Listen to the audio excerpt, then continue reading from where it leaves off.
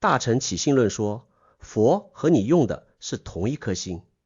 上一期我们聊完楞伽经，留了一个问题，如果把阿赖耶识上面所有的种子全部净化了，所有的投射都停了，剩下来的是什么？楞伽经没有回答，它只是指了一个方向。今天这部论替他回答了。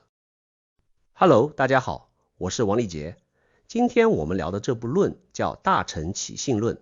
注意，它不是经，它是论。经是佛说的，论是后人写的。先说一件有意思的事儿，这部论的作者传统标注的是马明菩萨，一个公元2世纪的印度论师，比龙树还早。但是近代以来，日本学者望月信亨最先提出质疑，后来法国的戴密威、德国的李华德也做了大量考证，发现这部论很可能不是印度人写的，而是在中国本土产生的。传说中真谛三藏在公元550年翻译了梵文原本，但梵文原本从来没有被找到过。这件事在佛学界引起过不小的争论，有人觉得如果它不是印度原产的，权威性就打了折扣。但我个人的看法恰恰相反，一个思想说的对不对，不取决于写它的人拿的是哪本护照。数学定理不会因为发现者的国籍而改变真伪。这部论在中国流传了将近1500年，深刻影响了华严宗、禅宗、天台宗的理论根基。法藏大师专门为他写了一部注疏，如果他说的不对，1500年的检验早就把他淘汰了。所以我们今天不纠结作者是谁，我们只看他到底说了什么。他说的东西可以浓缩成4个字：一心二门。我先打一个比方，你有没有在海边潜过水？我有一次在冲绳，刚从水面扎下去的那几秒，我注意到一件事，水面上面风浪很大，海水一直在翻涌，但我一沉下去，大概3-4米之后，一切就安静了。水还是同一片水，但在上面是动的，在下面是静的。大乘起信论说，你的心也是这样，它是一颗心，但它有2扇门。第一扇叫心真如门，第二扇叫心生灭门。真如门说的是什么呢？说的是你的心有一个面相，它不生也不灭，不增也不减，不垢也不净。不管你此刻是高兴还是痛苦，不管你在冥想还是在刷手机，那个面相一直在那里，从来没有被损坏过。你可以把它想成海的深处，不管表面刮什么样的风暴，3米以下的水从来没有真正动过。这就是如来藏在这部论里最精炼的表达。第二扇门，心生灭门，说的是你的心还有另一个面相，这个面相在不停的变，念头一个接一个的冒出来，情绪像天气一样翻转，你的好恶、判断、期待无时无刻不在生灭交替。这个面相里住着我们的老朋友阿赖耶识。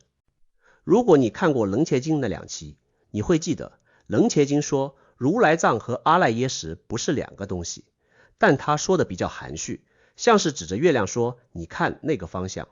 大乘起信论做了一件更大胆的事情，他直接把结构画出来了。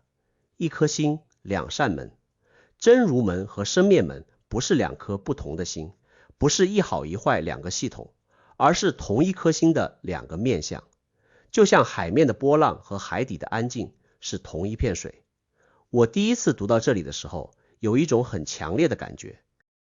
之前在楞伽经里那些交织在一起的概念，如来藏、阿赖耶识、觉与不觉，像一团纠缠的线，大乘起信论一把把它们摊开了，变成了一张清清楚楚的地图。我用一个现代的类比来说这件事儿。你用过降噪耳机吧？戴上耳机，开启降噪，周围的噪音消失了，但噪音真的消失了吗？没有，噪音还在，只是你听不到了。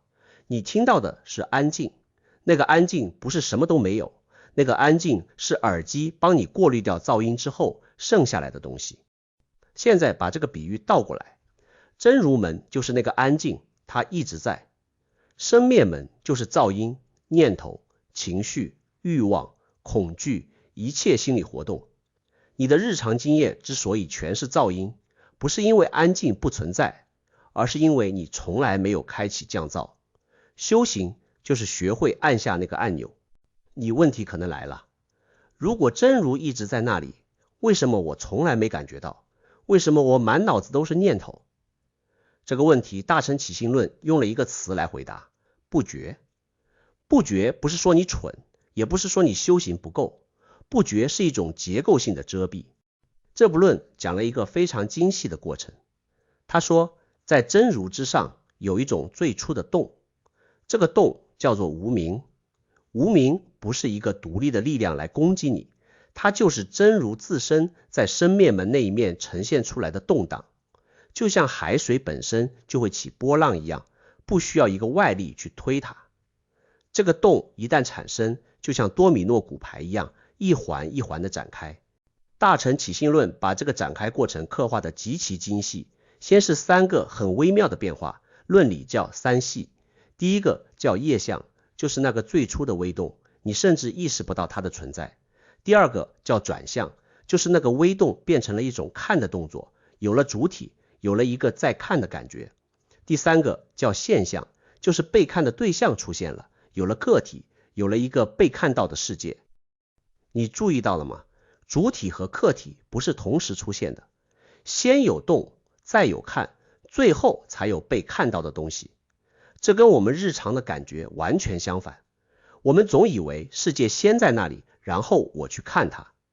大乘起信论说不是这样的，是你的看创造了被看的东西。这跟唯识学讲的见分和相分是同一个逻辑。如果你看过我们之前解深密经和成唯识论的几期，你会发现这里有一个非常清晰的呼应。然后从这3个细微的变化里，又生出6个更粗糙的层次，论理叫6粗。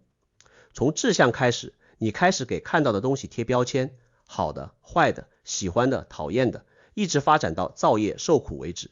整个轮回的发动机就这样一步一步启动了。有位观众之前问过我，如果本来是佛，如果真如本来就在，那第一个迷惑是从哪儿来的？这个问题我想了很久，我一开始也觉得这是个逻辑漏洞，后来我发现问题本身藏着一个隐含的假设，你在假设一切事物必须有一个起点，有开始就有原因，有原因就有第一因。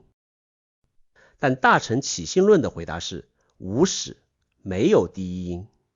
你做梦的时候，梦是什么时候开始的？你能指出梦的第一帧吗？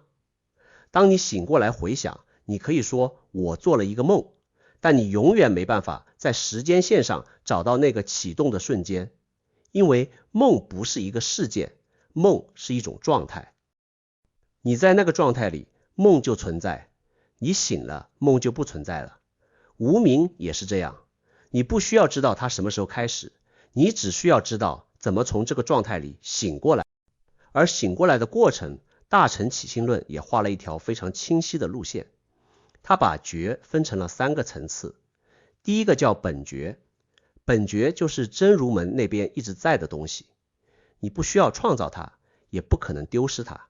它就像海底的安静，不管浪多大，它始终在那里。第二个叫始觉，始觉是你第一次透过波浪瞥见海底的那一刻，可能是冥想中忽然念头断了几秒，可能是某天傍晚你看着天边的云，心里什么都没在想，但你非常清楚的在。那种在不是思考，不是情绪，只是很安静的存在着，那就是始觉。然后你继续练习，每一次你在念头中醒来，每一次你在情绪的浪头上站稳，不被它卷走，始觉和本觉之间的距离就近了一点，直到有一天始觉和本觉完全融合，那就是第3个层次，究竟觉。究竟觉不是获得了什么新东西，它是你终于完全认出了那个一直在的东西。像一个人在梦里转了很久，忽然醒了，发现自己从来没离开过那张床。这3层觉的关系，我可以用一个现代的比喻来说。你有没有用过那种老式收音机，旋钮一转，满是噪声，但你知道电台的信号一直在空气中，本觉就是那个一直在广播的信号，不管你有没有调到频道，它都在发射。始觉就是你第一次转到了正确的频率，噪声里突然冒出来一段清晰的声音，也许几秒之后又被杂讯淹没了，但你知道了那个频率是真的。究竟觉就是你把天线调到了最佳位置，噪声彻底消失，信号清清楚楚。信号没有变，天线没有换，只是噪声没了。这里面有一层更深的意思。